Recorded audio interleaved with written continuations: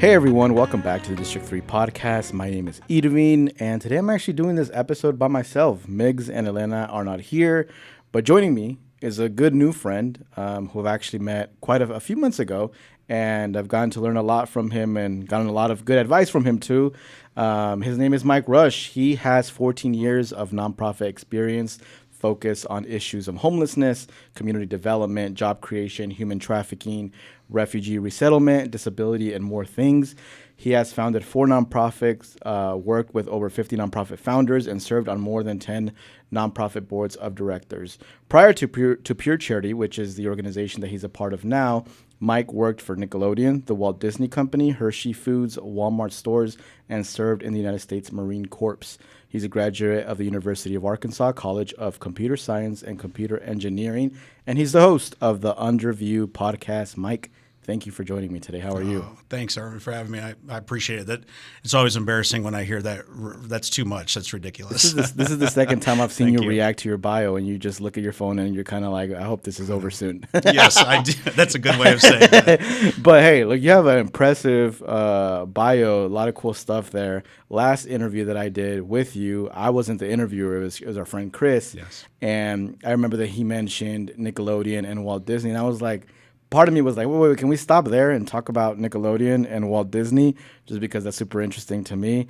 Can you tell us a little bit about that? Tell us what you did with Nickelodeon and the Walt Disney Company. Sure. This is probably part of my story of why I do the work that I do today. But my background was in information technology, and so it was about how do you take information to understand how people buy things and how they use their money and their resources.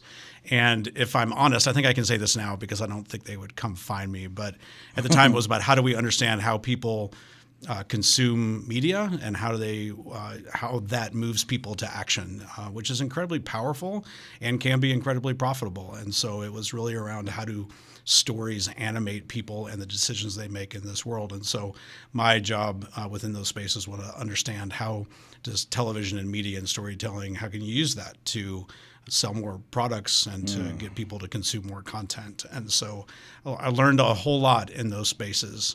And it was literally working for the Walt Disney Company was probably one of the best places that I've ever been in many ways, because it taught me the power of story and creativity and people and all of these beautiful themes of what it looks like to care for humanity and to care for this world. And so really wonderful time. And then Nickelodeon too. I worked for Hershey Foods, so I worked for the sweetest place on earth when my kids were young, and then I worked for the Walt Disney Company, was the happiest place on earth, and so I've been in this space, and then going to work for Nickelodeon as my kids grew up. I was kind of the hero dad within those spaces to go do all kinds of fun things. I guess if you did you get any free stuff? Say that again. Did you get any free stuff when you were working? Oh, we would get all kinds of fun things, I guess, if you will, from previews and experiences and going to the parks. And they were entertainment companies. And so it was always kind of inherent that within the scope of anything they did, that entertainment and joy and throwing a party was part of it. And so we got to be a part of that in a lot of fun ways. So I'm guessing you've gone to go to Disney World before. I've been many times, and I've been as an employee of the Walt Disney Company, which is, if I'm honest, don't tell anybody, was an incredible experience because I could use my badge to go to the front of the lines and things like that. And then many years later, after I didn't work for the Walt Disney Company, I had to go as I just said a commoner because now I didn't have any privilege, and so I can't go back anymore because I know that there's a different world in there of how of what that experience could look like. But I was about to ask you if I can use that badge. Yeah, I wish I still had it because it was it was an amazing golden ticket in many ways. Let me tell you, man, sometimes having those badges helps along. Like there was a time a few years ago where I went to one of those Comic Cons. And my brother, I probably shouldn't say this on there, but whatever. My brother-in-law, he had one of those VIP badges that he purchased because he's big into the Comic Cons and getting signatures and stuff. And I went with him, so we would just go to the bathroom. He would give me his badge. I'd go in there and get in front of the line too, and then give him his badge back and just go back and forth. You got to take advantage of those of those VIP treatments. But whenever you worked at Nickelodeon and in Disney, were you based somewhere else? Were you in a different state? Yeah, it shifted a little bit. I mean, I was mostly in Northwest Arkansas. Part of that was part of the teams that sold a lot of those products and that media into Walmart. As my career progressed, though, I spent a lot of time I spent a lot of time working with the teams on many different retail accounts, kind of based out of Southern California. And so had a chance to go and move to Southern California. Had lived there in a previous life as well too, but decided at that time with our family that was not the right move, and so was able to stay here and commute back and forth for a long time, probably too long. Okay. One of the things that I told you before we started recording is that just by looking at your bio, it kind of seems like you've lived a lot of different lives, Mike. You also served in the Marines.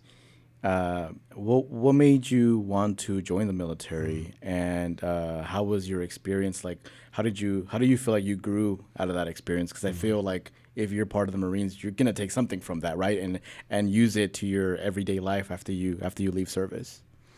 Yeah, I mean, I don't know. You have 3 hours to talk about that. That was many, many years ago, and it feels like, in many ways, a lifetime ago. But, it was a decision. I went to college for a couple of years. I thought I knew what I wanted to do. I started studying that, and it was not something that I was ready for. And so I said, I'm going to step out of this experience, and I didn't have any reason not to go. And my dad was served in the Army, so I'd always respected that. And I said, let's do it, and let's go do something that is unknown and would be a challenge, and something that I knew I wouldn't regret. And so I went into the recruiter's office and said, what's the hardest thing that you can sign me up for? And they said, you can be in the infantry. And I said, let's do it. And you said the hardest thing? Yeah, that's it. That was a bad idea, if you will, in retrospect. But was like, well, it's going to be a challenge. And so, but after sleeping in the dirt for a couple of weeks at the School of Infantry, I said, maybe college wasn't so bad. And so, anyway, all that to say, super proud that I did that.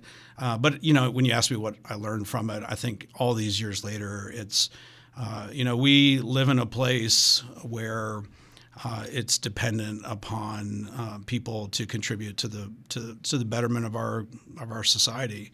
And at the end of the day, power is only good if it's used to serve people who don't have it. And so that was my perspective, and I carry that with me all the time. And that, I would hope that, and I feel like this is true of many veterans or people that have served or are serving, is that it is about how do we give back, and how do you serve people who are maybe in the margins or in vulnerable spaces around the world, to try to allow this idea, which I think is evolved, is a whole other conversation, but like this idea at the time when I was there, this idea of that this is a place where people can come and can be a part of building something together. Regardless of who you are, regardless of where you came from, that the hope was that I could be a part of helping that to happen in the world at the time. Now 25 years later, the world is changing and is always changing, and I have a whole lot of thoughts about that, but we could talk about that a whole lot. But I guess for me, what I take away from that is really, power or privilege or influence is only good if it is used to help. To help other people. Would you, just having that experience in the military, would you consider yourself patriotic? Or how do you look at that? Yeah, that's a great question. Again, this is probably something we could talk about for a very long time. Patriotism, I think, is a word that's really hard these days, because in many ways, I think that definition of patriotism has changed. Today, that when we say patriot, it's got this nationalistic undertone to it, that to be patriotic means I am patriotic to a national identity. And I think if you were to peel back the origins of what patriotism means, it's rooted in this idea that I am loyal to a people and a place first, beyond a national identity. And so if I could, I would love to reclaim what that means to be a patriot, because I think it means that because you and I live in Northwest Arkansas, and that what happens here, that you and I are going to share the same fate, that what you need and what your family needs and what your community needs is just as important as what I need, and that I would be willing to serve in whatever capacity, or stand up with, or defend, or whatever that looks like, you and I's shared interest together. To me, if that's what the definition of patriotism is, and that comes first, that our place and our common relationship, that we are bound in a way together, then yes, I would say I would be patriotic. I think, unfortunately, this term has been co-opted and shifted into this national identity, which no longer requires that you and I be bound together for a common purpose. It no longer requires that you and I, or that I have to understand what's happening in your world, or that you have to understand what's happening in my world. And I think we have to reclaim that. Do you recall when that shift happened? I don't know. Maybe it's me getting older. In some ways, it feels like it's probably an understanding of. I'll be honest with you. I think in some ways, I don't know that I can remember a time when that term patriot wasn't attached to a national identity. Meaning, like for probably past 40, 50 years, it feels like it's probably been in that space. And so for me, that term has been problematic because I wouldn't say that I would align with that kind of national agenda as it has changed back and forth, and it feels very scattered and inconsistent as far as how we think about how it deals or treats or welcomes people or doesn't welcome people. And so that definition of national patriotism is not consistent. It's whoever's in the office and whoever can, yell the loudest. And so for me, I don't know how to attach with that. So I think in many ways, it's like going back and exploring what does patriotism mean to me or to white communities or to people that served. And I think as I've learned and understood what that has meant in its original form, I'm like, I could actually believe in this idea of patriotism that forces us, maybe not even forces, that's the wrong word, this idea of patriotism that binds communities and peoples and neighbors together as the primary way that we look at the world and the primary way that we filter the decisions we make in this world. So, I don't know if that answers your question or not. But I've personally always struggled with that. I never felt that I identify with the word patriotism just because I've seen what's become of that word in the past few years, especially on Twitter. Twitter's a very toxic place where you just anytime I post something that's like pro-immigrant, I just have all these folks, with the usernames Patriot 101 or Patriot this, and then I'm kind of like, if we would have a conversation, if we would sit down, we'd figure out that we have a lot of in common, right? We both probably love this country. We love the people in it. Right. But then I've also struggled with, for example, the flag, the Pledge of Allegiance, just because of its history and the way this country makes like the black people in our community feel. I struggle with being as, I guess, patriotic as I used to be when I was younger. And when I say when I was younger, I meant like, always doing the Pledge of Allegiance, feeling proud of the flag and posting the flag on social media sometimes. There was times where we've had protests out in the community and we encourage people to bring American flags. It kind of feels nowadays that it's hard to, just because we know what other communities feel, specifically with like the Pledge of Allegiance and the history behind that and the history behind the national anthem as well. So I'm very conflicted. It's just I'm proud of. I love this country. I love the people in it. And I forgot who said this quote that I'm paraphrasing. It might have been I forgot who it was, but it was something along the lines of like, I love this country so much that I'm willing to criticize it because of that. And I'm willing to like point out the flaws because I want the flaws, to eventually go away. I want us to work on being better. But I don't know if we'll ever get to that, Mike. I feel like people are just so passionate about their opinions and they don't want to learn. They don't want to like take the time to listen to someone that they don't understand. Yeah, I mean, just listening to you, I would say, number one, I would encourage you in that what you just articulated. For many people could hear that and react to that and say, well, we have to have this undivided loyalty or this unquestionable loyalty. And so I want to just affirm and tell you that the way that you laid that out, I think, is probably one of the most beautiful ways of thinking about what it means to be, from my perspective, as we think back about what it looks like to be a patriot, if we want to use that term, or to be loyal to our community or to serve our neighbor. Let's just start there. That those questions held in that tension are the only way that we move forward. And I think it's, to me, that's where the hope comes from. If we can hold that ideal in tension and not have this blind allegiance to it, then we are always going to move forward closer to a place where those ideals can be realized. Frankly, it's when we stop asking those questions that I become terrified. And when people have this inability to look through from a critique in a critical way about what our country, our place, our people are becoming, that's when the brick walls become unclimbable, or they can't be removed.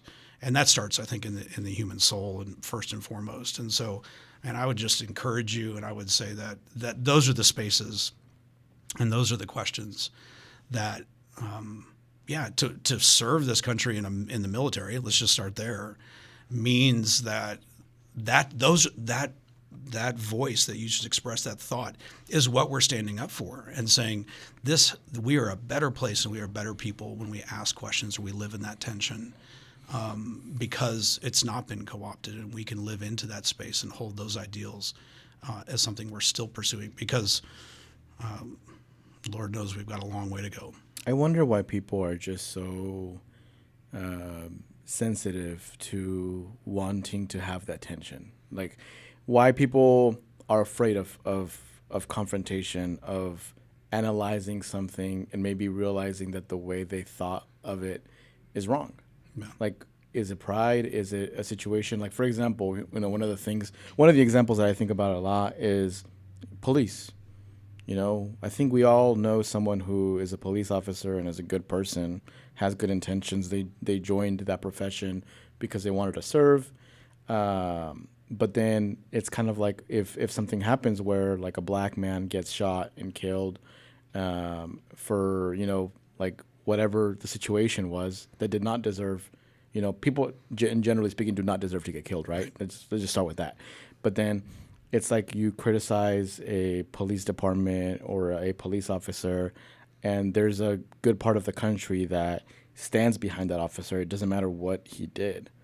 And it's like a system that people will defend to the end, even though, like, common sense, like, we should analyze what happened. We should analyze why the police officer did what they did, why the police department didn't have specific training that could have helped that officer in that kind of situation. There's a good part of the population that will defend the institution and the police officer to the end, and this does not fix the process or does not make it better for the future. And that's one of the things that stresses me out a lot about how our country works, is just not seeing the common sense, not seeing the empathy, and not seeing that there is space for improvement in whatever system, is causing things like this to happen. And I'm not sure if you've put thought into that, or what do you think? Again, we should have a whole series of conversations about this. I mean, I can speak from my lived reality as I've watched how this country has treated its veterans, right? In many ways, you go to a sporting event, for example, and people will say, all veterans, if you serve a country, rise, right? And while I think that's honoring, it's problematic also. Because being a veteran is not the only way you can serve your community, and not the only way that you can serve your country. Mm-hmm. And when you look around and say, how does that look? What does that look like? Teachers, first responders, right? People who are working in community organizing, right? These are ways of serving your country that are as honorable, if not more sometimes. And so we can't have this divided understanding of what loyalty means, what patriotism means. In a way that I think sometimes gets perpetuated in our public spaces. Does that mean we don't honor our veterans? Of course we should. Of course we should do that. But at the same time, like, it's not the only way to serve our country. And so I feel like I can say that because I've worn that uniform and I've stood a post, and I've been in those spaces, in those conflict zones where it really matters. And so that's not a dishonoring of that service, right? But it allows us to step back, I think, in some ways to look at how does that kind of permeate into the rest of our society, right? And I think the reality is, if you're a student of history, if you understand the mechanics, if you will, and the story and the reality of how our country has come together and evolved. There are no perfect institutions, and those institutions, unfortunately, can carry with them things that are not just and equitable for every person. And so when we get into laws and justice and how those are enforced, our own personal biases or our lack of understanding of our own biases, that we should not be surprised when something goes wrong. These are not infallible institutions because we're not infallible people, right? And so I think to hold that tension, to be critical of ourselves, to move towards, as you described, as to move towards that idea of how do we be better. I think it begins with understanding that we don't share a common story of how our families came to this country. We don't have a common story of how of experiences of how this country has treated people, and that's not brown or white or black. I mean, this is all shades in between, right? And so it is this understanding that we have to leave space to be critical of what that looks like. And why should we fear that? If our desire is to be equitable, if our desire is to enforce the law equally to the same standards for anybody, regardless of background or ethnicity or gender or where they came from, then we have to understand, and any student of history, I think, is going to say, yeah, we still have a long way to go before those systems and those institutions are closer to the ideals. That is not an indictment on the people within those systems who are trying to do the right thing. And I think sometimes we don't have the ability to separate that in our mind. And so I think it's being able to talk through these things critically and put some things that may feel sometimes really tension or there's a lot of tension around them. We kind of hold these things almost as like these sacred spaces. But if we can't have a conversation about those sacred spaces, then maybe they're not sacred at all. Maybe they're my idea of what it looks like to perpetuate my own interest or vice versa. So anyway, not to keep going or lose the thread of that conversation, but I would just go back to this idea that I think it's in those spaces that of working towards those ideals that's where I think the equitable pursuit of justice takes root.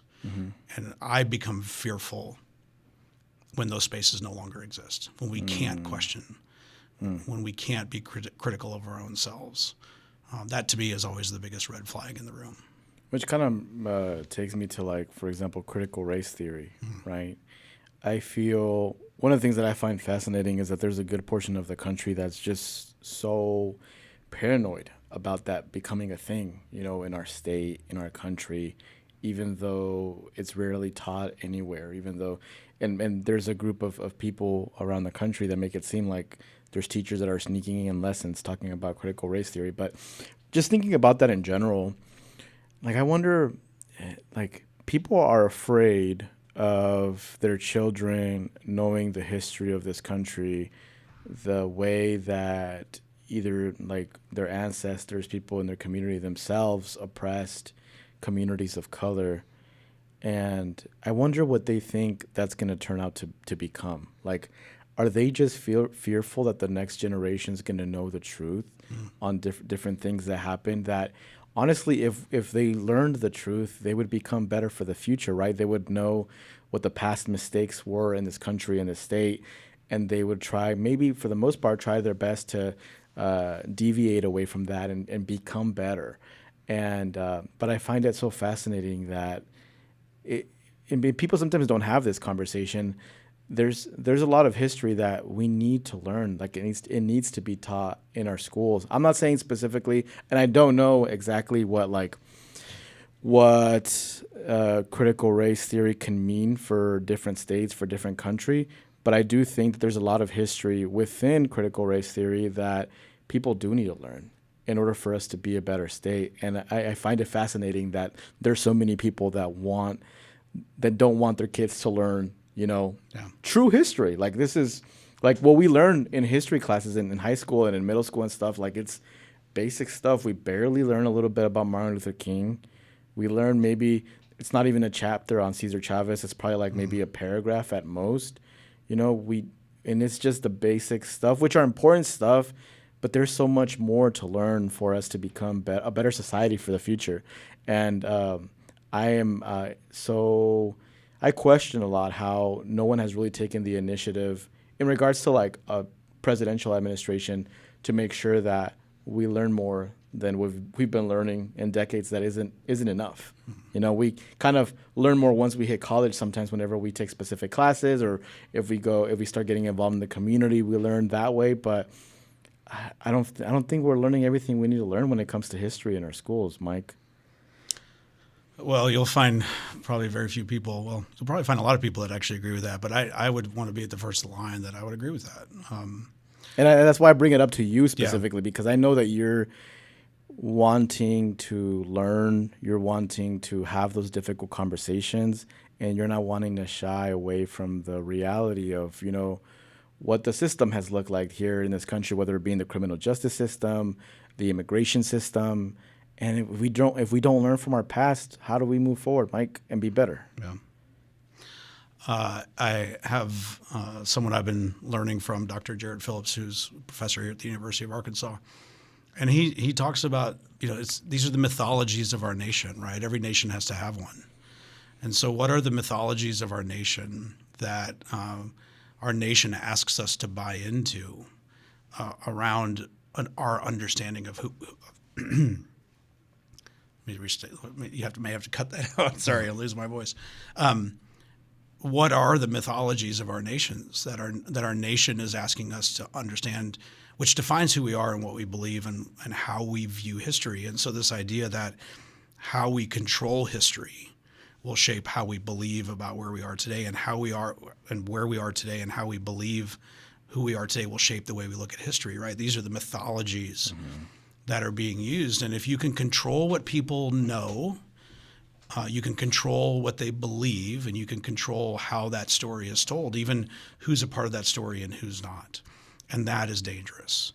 And so I think this is the question of, we don't have an honest history. Most of the history, probably, especially when I was growing up, the history that was written in the books was told by people that look like me, right? Mm-hmm. And so this is their point of history telling about the mythology of who we want to become, and rearranging the facts of history so that it looks like that's what we're doing. Mm-hmm. And I think that's where we have to start. We cannot be afraid of learning that history, because number one, it creates, I think, a sense of empathy and understanding, but it also helps us understand our own place in it. That unfortunately, we have systems and institutions today that have been built on systems of colonialism, right? Mm-hmm. That are not some story that from long ago. I mean, this still has an impact into our world today, and it merges into power, and power will use whatever tool that it can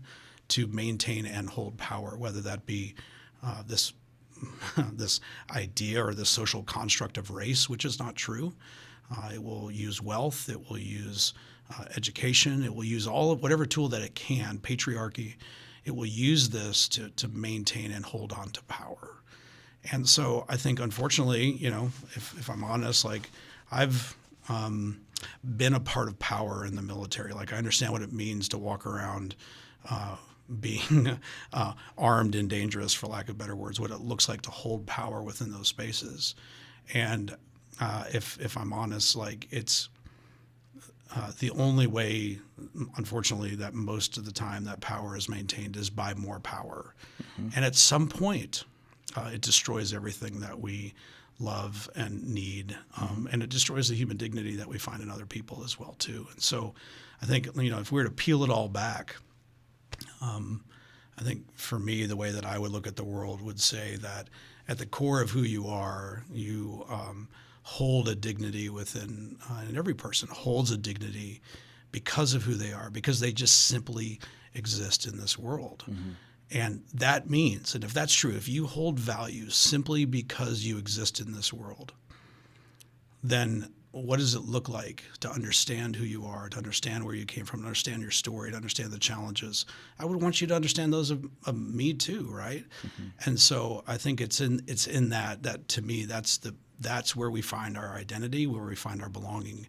And I think what we see in our culture today, unfortunately, with this attachment to a national identity is that we probably, and I would say this probably is true of many of the white communities that I've interacted with, is disconnected, don't understand where they came from, where they belong, how to connect with their neighbor, how to connect with place, how to connect with land, or that the way that they do connect with land is based on this colonial process and institution that ultimately is not serving us well. I think it's easy to look around and say this is not serving us well, and so. I kind of lean back into those places of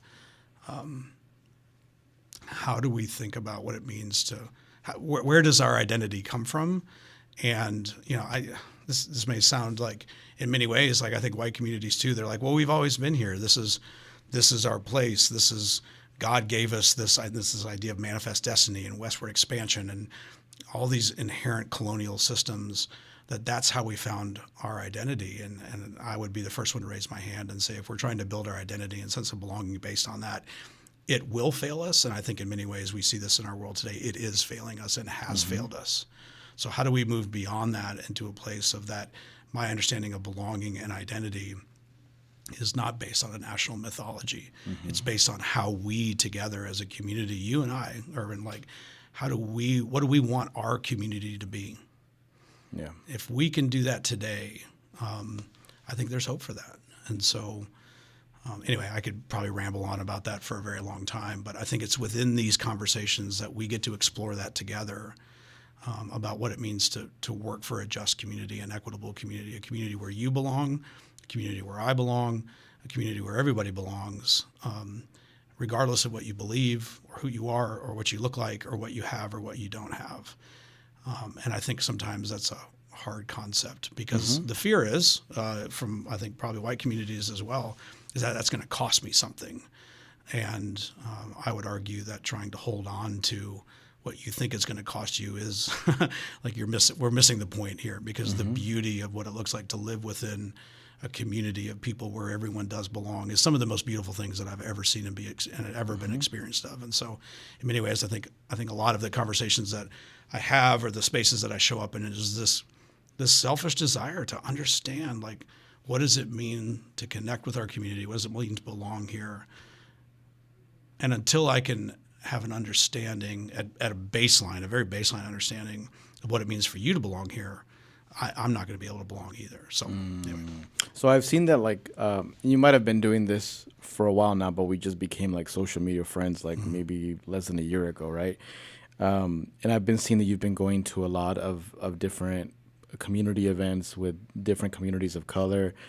What are some of the takeaways that you've gotten from these events? What are some of the things that you've learned, that you've heard people when they've given their testimonies, or when you've seen some of the work that's happening here in Northwest Arkansas that you're kind of like, oh, I didn't know this was happening? Can you share any of that? There's another 3-hour conversation too. I think it's been rooted in this idea of what does wholeness look like? What does community wholeness look like? And I think what I'm finding is, number one, Mike Rusch does not hold the definition of what community wholeness looks like, and that it's found in all of us. And so when I walk into spaces that I'm, traditionally have not been a part of, and I'm there to learn, and I'm there. Number one, I've never felt so welcome in all my life, right? I can walk into a place. We went to the Beloved Community Festival at Crystal Bridges in celebration of Dr. Martin Luther King Jr. Day, and like I've never felt so welcome. We were down at historic St. James Baptist Church in Fayetteville last Sunday. I don't think I felt so welcome in a place before, or going like these different spaces. At the meeting that we were at, you and I won't get into all of that last week. Like to be welcomed into a space where myself as a white male are the minority of that. Like I'm learning what it means to be a part of a community, and so I'm just drawn to those spaces, and I find that when probably other people that I'm associated with who probably look like me or come from the background that I do, when they step into spaces like that, and they're learning that we have so much to learn about what it means to be a community, and to build relationship and what it looks like to belong. And that's something that I think is missing in a lot of white communities. And so I walk into it in a space of humility to say, like, I want to learn and I want to understand, and I'm going to check all of to the best of I can. I'm still learning. I've got a lot to learn. But like, I want to check who I think I am at the door so that we can walk into a space to learn from people with different experiences and different wisdom and different backgrounds, because that to me is what that idea of pursuing community wholeness is going to look like.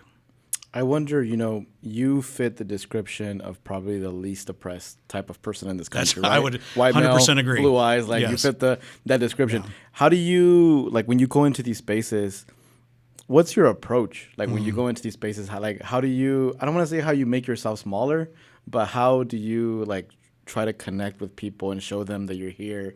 And I know you've touched on it a little bit already, but is there anything else that you can add in regards to like how you approach talking to a person of color and saying, hey, I'm here to listen.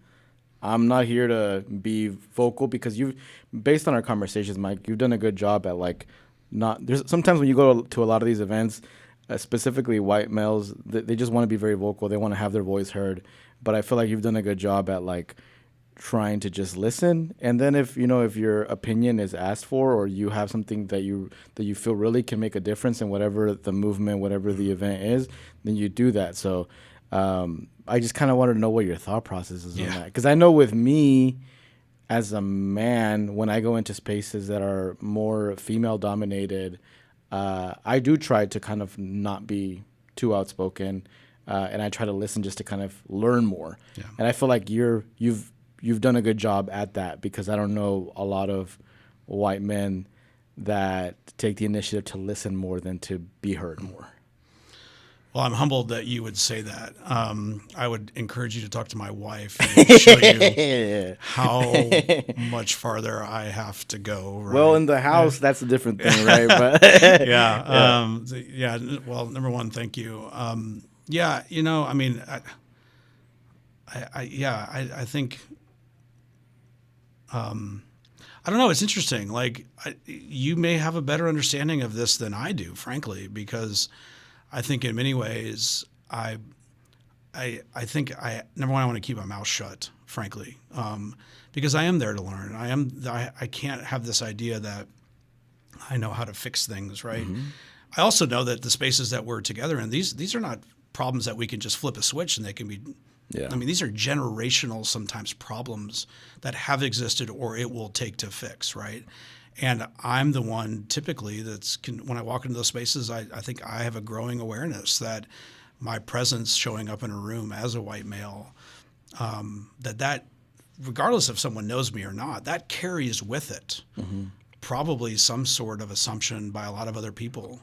And the best thing that I could do, I think in many ways, is to be still and to be quiet and to not do what I think most white men do, which is offer their opinion, try to jump in and solve a problem, think about the resources that they have or the connections or the influence or frankly the privilege that they have as some way of fixing it. And like, if we could just fix this, right? So I think it's starting from this place of, I don't know how to fix these problems.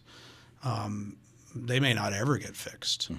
But what I really want to do is understand and build a community where there is a space where we can all find that belonging together. And traditionally, white communities, white males, have dominated those spaces of determining what those spaces look like. And I don't think that's serving us well. It hasn't served us well. And so I want to walk into that space of humility and to be still and to be quiet. And so, please keep me in check, because I think it's a constant struggle of being aware of my own what my own social position sometimes carries with it, and trying to understand. I have to go above and beyond to divest that. Otherwise, I'm just going to perpetuate whatever narrative maybe already exists in rooms and rightfully exists within those rooms. No, I think you do a good job at that. Where I've seen you, and I don't know if that's the correct term, like make yourself small. I don't know but I do. I think it's a great policy, like 100%. I would encourage any white male walking into a room where this is into any space is how do you do that? What does humility look like? What does it look like to enter a space where you don't have to have all the answers? So, and I do that like as a a brown man in a community organizing space. I've been doing this community work for 15 years, so I've had a lot of opportunities to do a lot of cool things, a lot of media and stuff like that. So sometimes whenever I go into a room where there's a topic being discussed that I have some experience in, I try my best to make myself small in the sense where I want other people to speak. I want people that haven't had the opportunity. I want young people to speak. I want women to speak as well. So I tend to kind of make myself small and only talk or contribute to the conversation where I feel like what I'm about to say is actually going to make a difference in the conversations. It's actually going to bring some sort of information that's going to help people. But I know that like in a lot of spaces that I've stepped into, not everybody follows that. Everybody, like, there are people in our community that just they love to hear the sound of their voice, and I ask, the folks that are listening, specifically, if you've already had a big platform and people have heard you for such a long time, like, allow other people to speak. And it's not even a race thing. It's just like, let's let the next generation also, have the opportunity to let their voice be heard. For you specifically, though, Mike, where was there ever a time in your life where, I don't want to say your eyes were open, but a point where you were like, damn, like I should probably do more. I should probably listen more. I should probably do something more in the community. Or were you always like this? Were you always wanting to make this kind of difference? Or did you is there a certain point in your life where you were kind of like, okay, like I feel like I need to do more than what I've been doing? Yeah, now you're going to ask me to get personal, aren't you? What we do here. Yeah, I think growing up in the South, growing up in I would consider myself a person of faith, but I grew up in traditionally white kind of evangelical spaces, right? And so 20 years ago, those were very different than they are today. But I think at some point it was this idea that if I want to draw into that tradition of faith, that there's work to be done about serving other people, and it wasn't about my own personal morality. I mean, although that I'm not saying that's not important. I'm just saying that like there's a whole other story about what it looks like to care for people and serve people in this world. And so I think that's a story that I didn't know and I wasn't taught and didn't learn. Maybe I wasn't listening. It's probably because I wasn't listening. But and so in that serving of people, this whole other dimension of life, started to expose itself to me. And so I think, and I've just been drawn for that. And frankly, I would go so far today as to say, I don't like, I in many ways, like if you're a person of faith or would consider yourself to have that element in your story, for me, it's in these spaces of that we've been talking about. It's the only place where it makes sense to me anymore. It's the only space where I think I can find what it looks like to be true and to care for other people, and not from a social position or anything like that. It's more that I think I've got so much to learn, and I'm finding that outside of the story that I've been given and the story I've been told into a way that's really beautiful. And so I think I'm drawn to those spaces in so many ways. So anyway, that's probably a very insufficient comment, but I think that's probably the shift that probably happened within my own life in that. Makes sense to me. And one of the groups that you're currently involved with is called White Men for Racial Justice. Yes. Why you laugh when I? Well, sorry. Yes. Keep going. Answer I'll tell you why. But yeah. Can you talk about your involvement with that group and Sure. what is it that y'all work on? That's a great question. No, I chuckle because I think the first time I heard that name, I was like, I'm sorry, what? And actually, Scott Dirksen, who's not here today, who's been helping coordinate that, we chuckle sometimes about the name. While I'm not a big fan of the name, I think it can be a barrier sometimes. It is very clear what they're hoping to do. And I think part of that is born out of this idea that traditionally when white men get together to talk about issues of racial equity, that has not turned out well, right? And so there's this inherent distrusting sometimes of those spaces because I live in that world and I understand probably more than I would want to what spaces like that can be or turn into. However, I've been really, really impressed with just this idea. Like, I think growing up in so many ways, you look over the past 10, 15 years, because, like you had talked about earlier, because the way our history is told does not represent, in my opinion, the full history of everyone's history in this space. That we live in this world where I feel like non-white communities are trying to teach history to white communities against the institution of sometimes of our own education, and that's, I think that's just deeply unjust and deeply unfair. And it becomes these spaces where I then, I see this happen in white communities, I get to then judge whether I want to believe that's part of the history or not. And that's not the right starting place. And so this group, WMRJ, has been a space for white communities. And I would just say white men. We've got all kinds of problems when it comes to power, right? Whether that be patriarchy or religious nationalism or whiteness, understanding what that carries with it. That there is some real work that needs to be done to understand those social constructs, to understand the mythologies of our nation, to understand the implications of how we show up in a room and the way we have been part sometimes historically of these institutions and these systems. And so these have been spaces for white people who are working under, we call them equity advisors, who are working under equity advisors who come from Black and brown communities and other communities to make sure that what's happening in those spaces is honoring and correct and good, just work. But it's been those spaces for white people really to move in to try to solve the problems that white communities have created, right? And so if that can happen, if there's a model for white communities to work and to train themselves and to break down a lot of those problems that we've spoken about, then maybe when they show up in spaces, they can show up differently. And they can show up not being a bull in a china shop and not inflicting what I would consider more harm, more problems, more oppression, more stereotypical behaviors of what influences of colonialism and those things look like. And so I think this has been a really good space for white men, and there's also groups of white women that meet to start to unpack and deconstruct some of this, because we've been part of the reason that I think we are where we are today in our community or in our nation, if you will, is that white identity has been built on these social constructs and on these mythologies.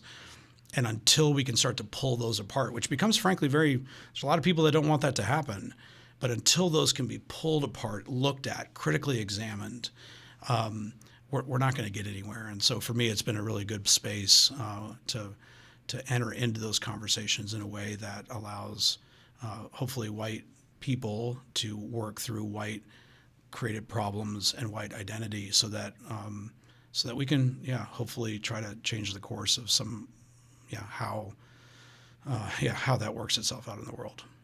How is that? Like for example, you come into these meetings. How long are these meetings usually? I didn't mean that as a joke, right? But I need you to come with us, actually. Because I was going to ask you, if you have like an hour a week, I feel like that can also be a little bit frustrating, right? Because there's so much to talk about. There's so much to talk about. Like, I feel like it would be a point where it would be like... There's so much to talk about, I mean, books and history lessons. And is it kind of like...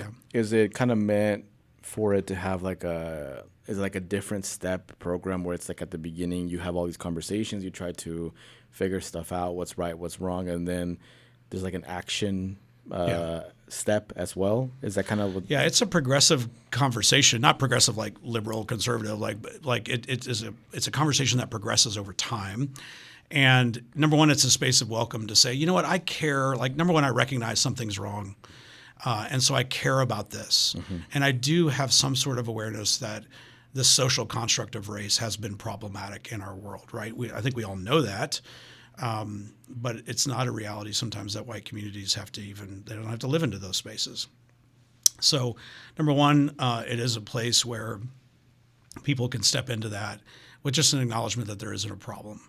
Number two, it's a place where there is it's a foundations kind of class is what it's called, where I think it's an 8 to 10 week very intentional course that cohorts of white men go through together that are taught by equity advisors that reference all history, talk about identity, talk about mythology, to pull all of these things apart. But you have a space where you can work through some of these identity-related types of issues. And so our call is to try to ask people to go through that kind of curriculum, if you will, and that process. Whether you've been in this work, I feel like I've been able to support Black and brown communities for a long time, but my posture is I still have to learn. So I want to step and submit myself into a process to go through that. At the other side of that, there is opportunities to continue from an education, continue from an experience, and then the question is, how does that show up in the world around us? And so, I know we have a group of from WMRJ who is working very intentionally to support the works of the historic district here in Fayetteville, Southeast Fayetteville community, about what that looks like to work within that. How do we support the work that needs to be done in knowing your rights or immigration work? I think these are questions that we're seeing men that want to step into those spaces and help if needed, and how do they help in the right way? So there is this period of kind of curriculum and understanding and education, and then it's an ongoing conversation. So, hey, we're going to read an article and let's process that together about what that looks like and what this event happened in the world. How do we think about that? How do we respond? How do we want to show up? So it begins this place because, and I would just kind of go back to what I said before. When we talk about this racial construct of whiteness and we talk about power, finding, as our friend Chris Seawood says, finding that default for white men is not an easy thing sometimes. Meaning that what is my default reaction as a white man, and how white men would traditionally show up in the space versus maybe how they should show up in the space. And I think it's that processing that I think for me has been very helpful. I'll let everybody who's listening just decide on that if that's been true or not. But so it's been an opportunity here in Northwest Arkansas for, and it's been great. It's only been going on for a little bit less than a year. We've got 100 people that probably even more than that now. I have to check with Scott, but where people are coming and they're learning and they're saying, I'm going to go through a process of understanding and learning so that I can be a part of solving some of these. Now, I wouldn't even say that. I want to be a part of what it looks like to live in community and belong, and to have authentic relationships in ways that I've not known how to do that before. How do people sign up for this if they want to be a part of this? Great question. It's super secretive. We can't tell you. No, I'm just kidding. You could. The national organization is WMRJ.org. You can go there, and they can get you connected. This is kind of I'm not a representative of WMRJ. I get to be a part of going and doing that. But you can go to Instagram at Mike Rusch, RUSCH. Shoot me a note. I'll be happy to get you connected with those groups if there's people that want to be involved in that. But you can go to the national website, and it's probably the easiest way. We're working on getting some of that infrastructure set up because it's relatively new space, trying to get some of that operational stuff in place is where we're at today. And you're also the host of the Underview podcast. Can you talk a little bit about that? I can, but gosh, I feel like if anyone is still listening at this point, it's like... No, they will be. They will be. Yeah. No, I mean, I've had the privilege of living in Northwest Arkansas for, maybe now 40 years. I keep saying 35, but my wife corrects me. But it's very simple. It's been this question of, it's an exploration in the shaping of our place, meaning like who are the people that are leading in this community, making decisions about what this community is becoming. It's been a conversation for me to sit and listen, frankly, and so to ask questions about what are the challenges our community has, who are the people that are working to solve those challenges, and if we're willing to listen to their story, then maybe we'll understand their values.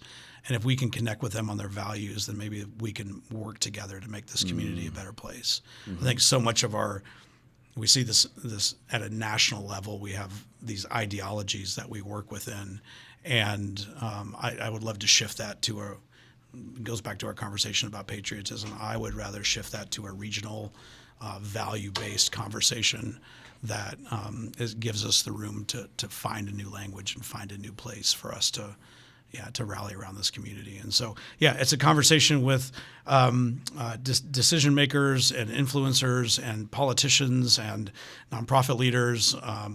And right now we're working through the story of Northwest Arkansas, which is how did we get to where we are today?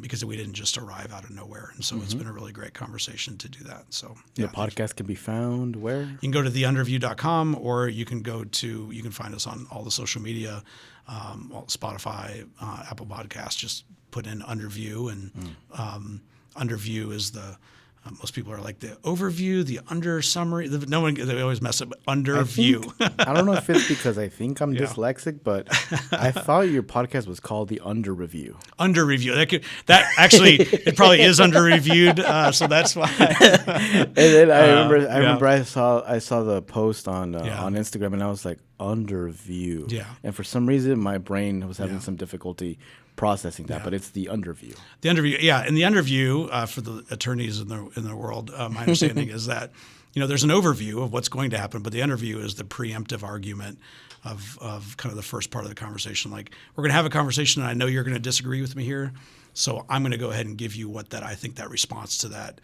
kind of first point of discourse would be. And so the hope would be that we can have a conversation that allows us to know each other personally versus from an ideological point of view. And one of the questions that we ask all of our guests, Mike, is what do you do to take care of your mental health? That is a great question. I spend a lot of time. It's winter, so maybe not as much time as I should, but been able to spend a lot of time outside on a gravel bike. So I am a cyclist, if I want to call myself that, here in Northwest Arkansas. And I heard that our past guest, Marley Blonsky. Yes. Oh, Marley's amazing. She brought you up on her interview. That just came out today, actually. Oh, Marley's amazing. Yeah, we're neighbors, and so I get to see her in my normal course of going to work. But Marley's amazing. The work that she's doing to build community with people who traditionally aren't, seen as being welcome to the cycling community. I love it. I love the work Marley's doing. So, shout out to Marley for sure. But I interrupted you back what you were saying about your mental health. Yeah, I try to ride my bike. So, and that's been my own mental health of being outside and trying to do something where my hands can't be at a screen and at a monitor. And my wife will. Hopefully she's not going to listen to this, but she'll be like, "Shouldn't it's been a day? Shouldn't you go outside and go ride for a couple hours?" That's how I know I'm not doing very well. So you said this on the podcast. Yeah, that's right. But I feel like this conversation can go on for hours, Mike, and we're definitely going to have to do a part 2 on this. Yeah. But I appreciate your insights and just being vulnerable, and that's why I feel comfortable telling you what the stuff that I'm telling you here today and the conversations that we've had, because they're honest conversations. Yeah. And in order for us to get to where we need to get socially, or in any kind of movement, like, we need to be very honest with each other. What our intentions are, how we feel, and how we can work together to make this community better for not just us, but for folks that have less access to resources than me and you. So I appreciate all the work that you're doing. I'm looking forward to continuing to work with you in the community, and hopefully one day I can go speak to that group. I know you told me that you think it'd be a good idea for me to come speak to them. You're on our list for sure. We gotta learn from you for sure. I would love to just have conversations with people. Hey, we learn from one another. It's not just y'all learning from me. There's probably some insight that y'all have that I can kind of take and use in the community. So just thank you for your time, Mike. I appreciate you being here. Well, and I would just say, Irvin, thanks for letting me be here. And I would say I'm so encouraged by the work that you're doing and the work that you're leading in this community. And I know it's not you. There's a lot of people behind that. But just thank you. It is one of the more beautiful things that I love about Northwest Arkansas is watching the work that you and your community are doing. And my question is how can I help? How can we make sure that work persists and continues forward? So thank you for leading that. It's been something that's been really beautiful to watch and something that I'm learning from in a big, big way. Well, thank you, Mike. And for everybody listening, make sure you check out Mike's podcast, The Underview, which you can catch in all streaming platforms. But for everybody listening, once again, that was the end of this episode. Thank you all for listening. This is Irvin signing off.